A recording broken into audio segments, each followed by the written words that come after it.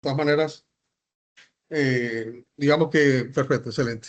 Gracias. Bueno, no habíamos avanzado mucho, así que listo. Entonces repetimos, la utilidad es igual a los ingresos por concepto de la venta del producto y servicio menos los egresos. Y que la utilidad está dado por el precio de venta unitario, por el volumen vendido, fabricado y vendido, así como los egresos están dados por el costo de venta unitario, o sea, lo que nos cuesta fabricar y vender una unidad de producto por ese mismo volumen manufacturado y vendido. ¿Ok? Esa Q es igual para los ingresos y para los egresos. Entonces, ya sabemos que todas las organizaciones se montan, se estructuran para generar utilidades, ¿verdad? Y que cada una de las, digamos, letras que utilizamos aquí en la ecuación, ahí estoy... bueno, entonces aquí función tan duplicado. Que tengo que tener. 4 para todo esto. Bien, entonces, ¿está claro usted? O sea, entonces, ingresos, egresos, la diferencia que genera una utilidad para que la organización se mantenga en el tiempo, ¿verdad? Que los ingresos están dados por los precios de venta unitario por la cantidad y los egresos están dados por los costos de venta unitario y la cantidad. Y que vamos a centrar en ese indicador de gestión que es el costo de venta unitario. O sea, lo que nos cuesta a nosotros fabricar y vender una unidad de producto. Vamos a mirar cómo se calcula, ¿ok? Bien, es importante esa primera ecuación porque de ahí surge todo, de ahí nace todo, ¿verdad? Se estructura todo. Entonces, lo primero que hay que decir es que existen tres elementos de los costos, repasando un poco, digamos, el tema de los costos. Lo que son los directos y lo que son los indirectos, ¿verdad? Los directos son los que están directamente involucrados con el proceso de manufactura como tal, y los indirectos es que le dan cierto soporte o apoyo para que eso se genere, y se genere de buena forma, ¿ok? Entonces, dentro de los directos podemos decir que hay dos fundamentales, que es la mano de obra. Les voy a poner un ejemplo y ustedes me van a decir a qué si corresponde una mano de obra directa o una mano de obra indirecta. ¿Ok? Aquel operario que está manufacturando, o sea, está en una, digamos, una estación de producción, asumamos que estamos en una fábrica de producción de escritorio, como este que tenemos acá, estamos trabajando. Y ese escritorio pues tiene una primera estación, esa estación es la estación de corte. Hay una bobina de cold roll, esa bobina entra a través de una alisadora que son 3 cilindros para alisar el rollo, ¿verdad? Para que la lámina quede plana. Luego llega a un tope, en ese tope la lámina se forma un loop. Apenas se forma el loop, hay digamos, una portalámina, o sea, que pisa la lámina. Y después que sucede eso, aplico el pedal saca una cizalla, una cuchilla, hace el corte de la lámina, ¿verdad? Luego entra la nueva lámina, o sea, se quita la lámina, entra otra lámina y hacemos el mismo proceso. Ese operario que está operando la máquina, ¿ustedes creen que es mano de obra directa o mano de obra indirecta? El operario de la máquina, como tal. ¿Mm? Esa máquina también tiene un ayudante.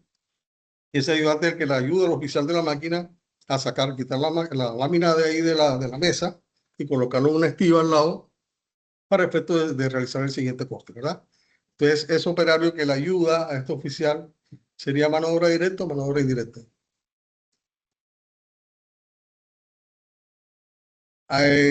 Cuando ya se llena la estiva de todas las láminas cortadas, llega un Hyster, Yale, ¿verdad?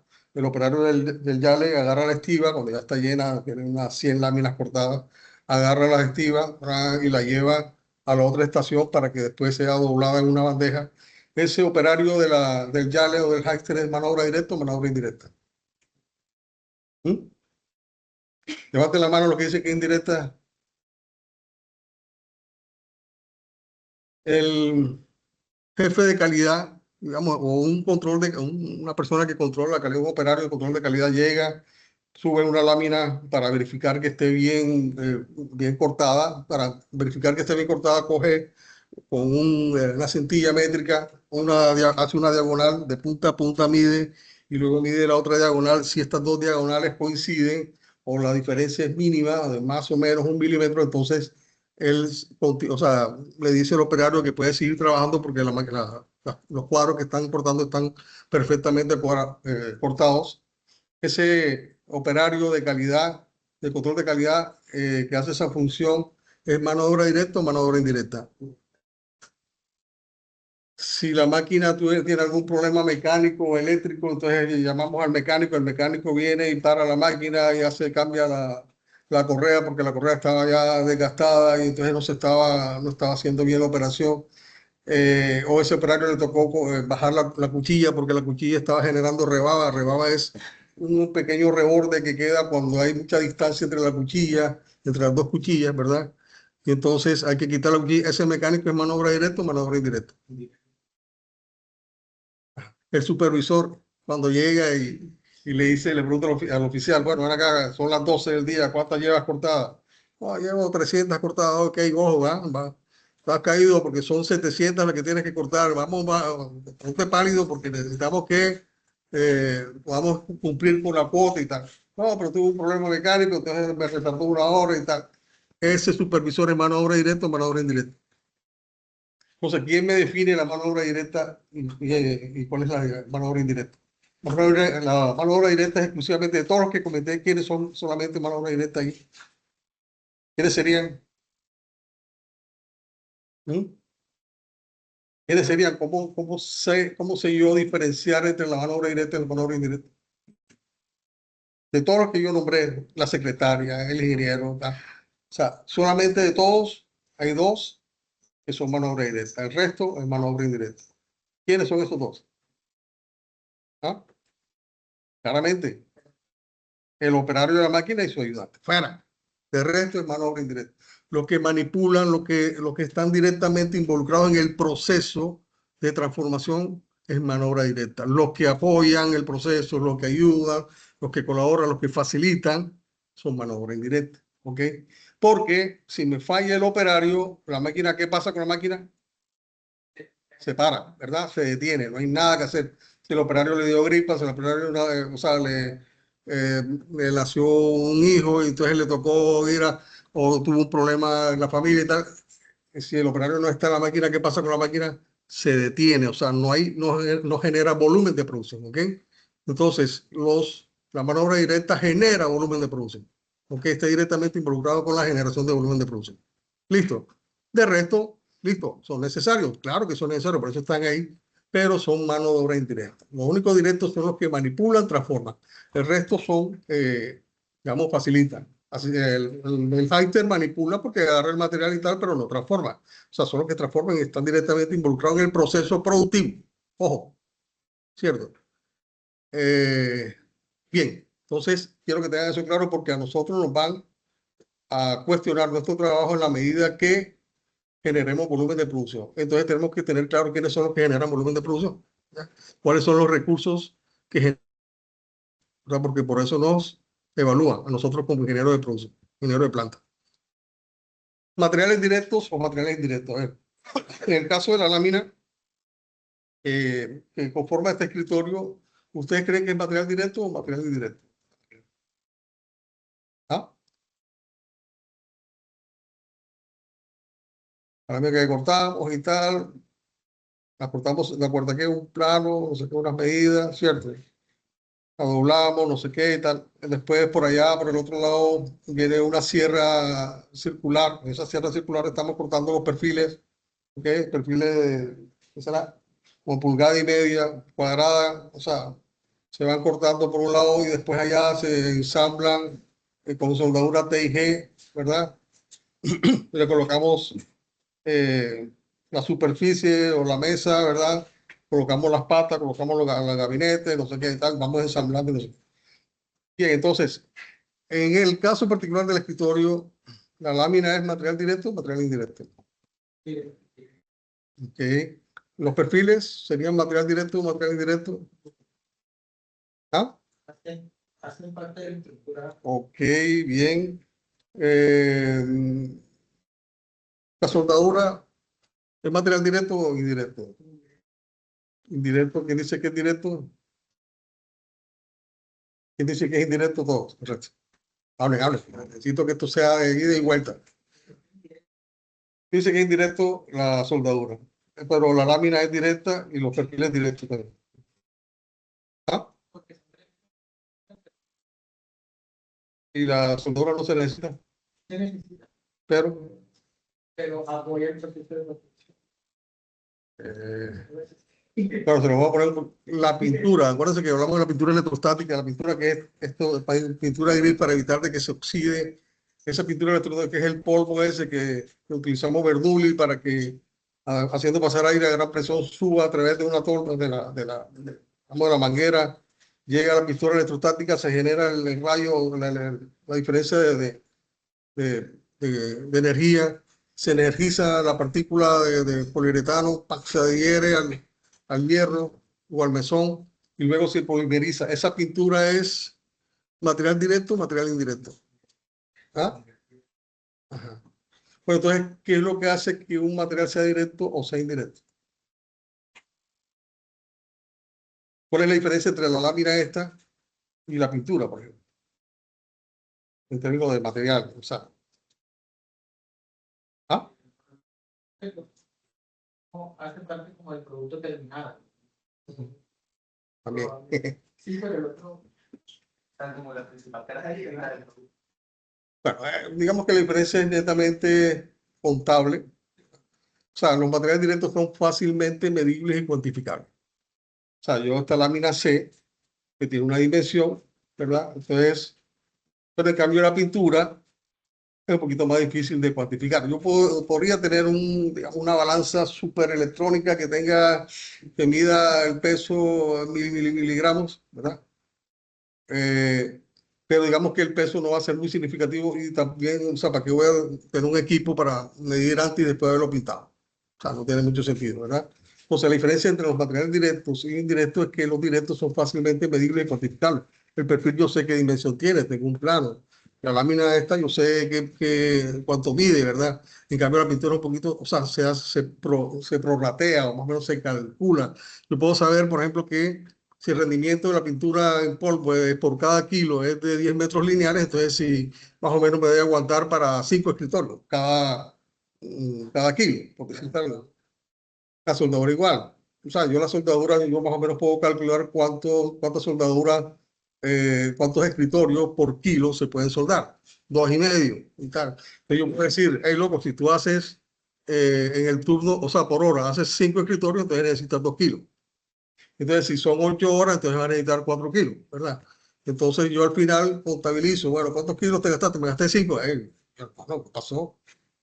Ojo, estás comiendo la soldadura no, que se me dañó, o sea, es para efectos de control, ¿verdad? Y la pintura es exactamente lo mismo. Si yo sé que consumo una caja por turno, entonces si se gastara, a mitad de turno abrieron otra caja y digo, ¿qué pasó con la pintura? No, que se está formando grumos y tal, que se está, no sé qué, que está molestando. Entonces hay que mirar a ver qué está pasando con la pintura porque no está funcionando bien, si es que de pronto el aire acondicionado se dañó y como es un producto aspersante, o sea, que absorbe la humedad del ambiente, entonces se forman los grumos y entonces trabaja mal. Ya, entonces no rinde lo mismo. Entonces, pero hay que mirar, es para efectos de control, ¿ok? Entonces, la diferencia entre un material directo y un indirecto es que el material directo es fácilmente medible y cuantificable y el indirecto, o sea, hay que sacar unos cálculos y hay que prorratearlo y más o menos saber para efectos de controlar, ¿verdad? El consumo que se está haciendo por parte de los operarios. Que se trabaja, por ejemplo, grandes tanques de pintura y se utilizan, por ejemplo, para una cantidad de mesa. Pero, por ejemplo, cuando son tinas, lo que hace es que lleva un control del porcentaje digamos, de la mezcla que hay en la tina. ¿Ok? Que se mide después de cierto número de operaciones, se mide cómo está el porcentaje, no hay 10% de humedad, 15%, entonces hay unos parámetros, ¿verdad? Entonces cuando ya llega a 15, nuevamente tú rellenas con químicos y tal, entonces para mantenerlo siempre en ese nivel. Ya eso es lo que hace lo que se hace normalmente. Bien, entonces ahí tenemos dos elementos, o sea, la parte de los directos, mano de obra directa y material directo, y los que no son ni mano de obra directa ni material directo, entonces lo vamos a clasificar como CIF o costos indirectos y fabricación. Así de sencillo. O sea, son tres elementos. Mano de obra directa, materiales directos y CIF, los indirectos. Ahí cabe el resto de cosas. En el costo indirecto de fabricación cabe el resto de cosas, lo que se necesita para producir. que la balinera de repuesto, que los trapos que se utilizan para la limpieza, que el barsol para limpiar las láminas, se utiliza que los lubricantes de las laminadoras, que el aceite de rosa para las cuchillas de la cizalla, o sea, todo el resto de cosas que se utilizan en una planta de producción, pero que no son ni mano de obra directa ni material directo, se llaman SIF, costos indirectos de fabricación. Y de pronto lo que más significado, o sea, lo más representativo de los SIF es la maquinaria, ¿verdad? Lo que más pesa ahí dentro de los SIF. Claro, están otras cosas, por ejemplo, también necesita una bodega, ¿verdad? El arrendamiento de la bodega, están los servicios de energía, ¿verdad? El gas, el agua, ¿sí? Todos esos insumos que se requieren para efectos de producción. Entonces, esos son, digamos, los tres elementos de los costos que necesitamos darle un repasón ahí para que lo tengan claro, porque como les digo, la intención es que nosotros sepamos cuáles son los que tienen que ver con el volumen de producción. Acuérdense que la primera ecuación es lo, digamos, lo fundamental, y en esa primera ecuación está la Q, ¿verdad? Y la Q es lo que tiene que ver con nosotros, volumen de producción. Nosotros somos, o sea, nos necesitan en una planta de producción por el volumen de producción. Y le llamamos Q, no sé por qué, ya es una letra que le hemos tomado, adoptado los ingenieros como volumen de producción, entonces ahí está. ¿Okay? Y cada vez que la hagamos, ya la relacionamos enseguida con el volumen de producción. Bueno, hay otros sistemas por orden de fabricación, por costo de proceso. Bueno, digamos que en términos de costo hay cualquier cantidad, el sistema de costo estándar, el sistema de costo que nos permite a nosotros más o menos saber cuánto nos cuesta a nosotros fabricar una unidad de producto. Cuando son muchas referencias, cuando son demasiadas referencias, se utiliza el sistema de costeo estándar, que son algo así como tener unos centros de costos. Centros de costos son como un departamento, y esto yo se lo digo siempre a los estudiantes, y cuando están por allá trabajando, ¿qué fue lo que el profesor nos dijo sobre el costo estándar? No, yo o sea, estoy que le pregunto al profe, no le consigo el teléfono para preguntarle. Sistema de costeo estándar, imagínense ustedes que son estaciones, ¿verdad? Esta es una estación en donde más o menos se hace lo mismo. O sea, aquí en esta estación están todas las cizallas, las máquinas de corte, las sierras para cortar la tubería, las cizallas para cortar las láminas, todo lo que corta. O sea, hay de diferentes tablas, de diferentes tamaños. Es un centro de costo productivo. Entonces, ese centro de costo productivo tiene un valor, ¿verdad? Es como imagínense, ustedes abren una cuenta y en esa cuenta van metiendo todo lo que se gastan durante ese periodo, durante ese mes, en ese centro de costo. Todo lo van metiendo ahí. Una balinera, o sea, una correa, no sé qué. Todo lo que se gastaron ahí en ese centro de costo lo van metiendo en esa cuenta. Y al final, lo que van a hacer es que ese valor, van a mirar cuál es el valor total de lo que se gastaron en ese centro de costo productivo, en esa estación. ¿Ok? Y por otro lado están los reportes de producción. Y ese reporte de producción usted va a colocar ahí la fecha, el turno, el supervisor, el operario, la orden de producción, de qué hora a qué hora trabajó la máquina, ¿verdad? ¿Qué máquina? Porque hasta en un centro de costo productivo ustedes pueden codificar las máquinas que trabajan dentro de ese centro de costo productivo. Si digamos que este es el costo, el centro de costo 10, ustedes pueden colocar que la máquina es 1001, la otra es 1005, la otra es 1006. Ustedes ya identifican cuál es la máquina que trabajó dentro de ese centro de costo, ¿verdad? Entonces, en el final del día, esos reportes que hacen, que colocan en la hora que inicia a trabajar en la orden de producción y a qué hora finaliza. Cuántos kilos entraron o cuántas unidades entraron y cuántas unidades salieron, ¿verdad? Porque no todas las unidades que entraron salen buenas. O sea, hay un desperdicio que es técnico, otro desperdicio que es por la manipulación del operario, ¿verdad? El tiempo de mantenimiento mecánico, tiempo de mantenimiento eléctrico, tiempo de mantenimiento electrónico, las paradas por falta de material, el tiempo libre, etcétera. O sea, en ese reporte de producción diario colocan lo que sucedió en ese centro de costo. Y al final, ¿verdad? Cogen las horas, totalmente, las horas realmente trabajadas, ¿verdad? Y calculan lo que es una tasa. O sea, dividen el valor de lo que se gastaron durante ese mes en ese centro de costo entre el total de horas trabajadas y tienen un valor por hora. ¿Ok? Entonces, cada vez que una orden de producción llega a esa estación, y en esa estación, por decir algo, en esa estación vale 100.000 pesos la hora, entonces, si yo le dedico 2 horas, entonces lo que voy a hacer es cargarle a esa orden de producción por ese proceso o por esa estación 200.000 pesos. ¿Ok? Y lo mismo hago con la siguiente estación. Digamos que la siguiente estación es la de ensamble. ¿verdad? En esa estación están todos los equipos de soldadura y tal. También calculo cuánto es el valor por hora, o sea, cuánto me vale esa hora de trabajo en esa estación. Y si esa orden duró 3 horas, entonces multiplico las 3 horas por el valor de la hora. Y así lo voy sumando cada vez que va pasando de estación tras estación hasta cuando llega al final. Y digo, bueno, cuando esta orden de producción pasó por todo este layado, por todas estas operaciones, y al final el valor total que yo le cargué a esa orden de producción fue esta. ¿Ok? Eso es lo que se llama costeo estándar. Listo. Que facilita mucho el trabajo cuando, como les digo, son muchas, o sea, cuando son muchas referencias, cuando son muchos tamaños, muchas familias, ¿verdad? Muchos productos, entonces facilita mucho el tema para hacer el cálculo de saber cuánto me cuesta a mí, cuánto me costó en un momento dado una orden de producción. Y al final, entonces le sumo los materiales y la mano de obra y ya yo tengo el valor de esa orden de pedido, o sea, lo que le costó a la empresa la fabricación de ese pedido. ¿Ok? Eso es más o menos cómo se hace. Tiene una ventaja, digamos, y es que es de fácil cálculo, o sea, digamos, pero digamos que ahí, eh, eh, digamos que yo hago un cálculo sencillo, divido entre el total de horas, diferente un poco al costeo ABC, que el costeo ABC sí le cargo realmente lo que le corresponde a cada orden.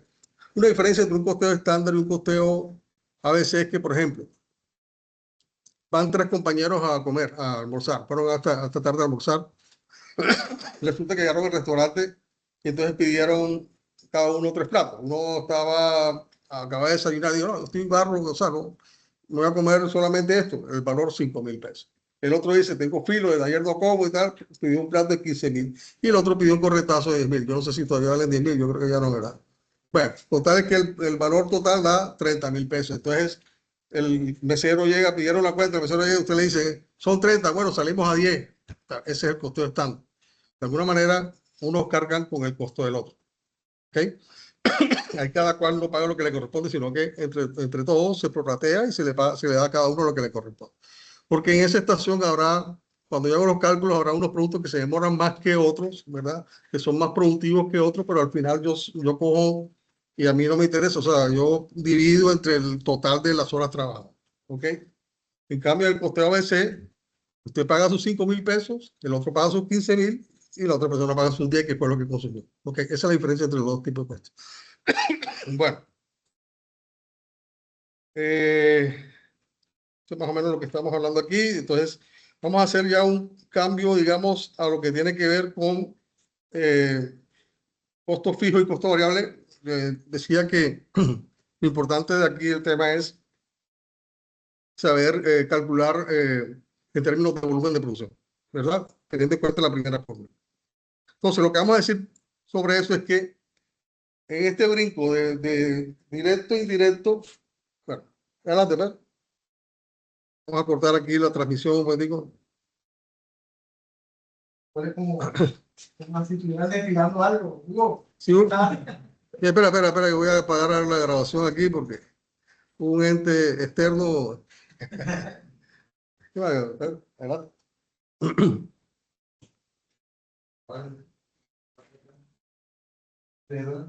no, no.